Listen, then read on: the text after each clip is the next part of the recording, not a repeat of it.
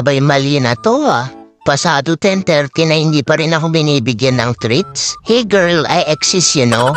Mami, pansinin mo naman ako. Pisting boy to, oo. Wala na nga ating chinken, pahirapan to ng paghingi ng treats, ha? Kung makayakap sa akin, gigil na gigil. Pero pag ako na hihingi ng treats, biglang nabubulag ba?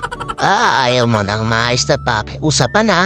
Pag uwi ni Daddy, isusumbong kita kasi ang dami-dami mong lalaki. Sa dalas nilang nagpupunta dito, memoryado ko na yung mga pangalan, Sila Shopee, Lazada, JNT, tapos si Flash.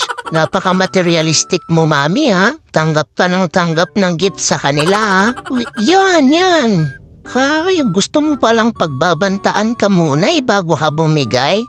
Alam ko na panakot sa'yo next time, Sige, sikreto lang natin na may mga naghahatid sa'yo ng gifts dito. Bango-bango talaga nung dessert. Sige, bati na ulit tayo. Thank you, Mami. Uy, pala yung tawagan niyo pala ng mga lalaki mo, delivery. Kasi pag kumakatok sa bahay natin, sinasabi, delivery. Tapos ikaw sumasagot ka ng, delivery? Sweet niyo naman. Sana all na lang ba?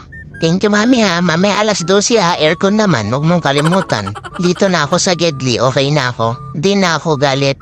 Love you.